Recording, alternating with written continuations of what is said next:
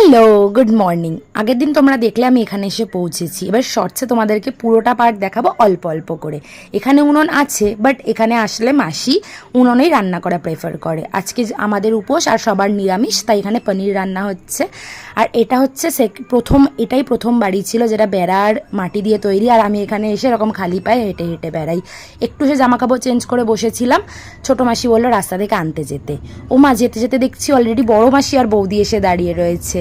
So ওরা এখানে দাঁড়িয়েছে, বললাম তোমরা যাও বাড়ির দিকে, আমি গিয়ে ছোটো মাসিকে নিয়ে আসি।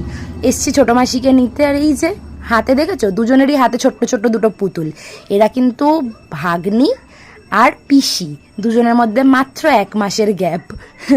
হ্যাঁ, আর এই যে দুজনে এখন এসে একসাথে বসেছে। আর আমি এইটুকু বুঝে গেছি যে আজকে সারা দিন এদের দুজনকে সামলানো খুবই মুশকিল হবে। দুজনে একসাথে জানি না কি করবে।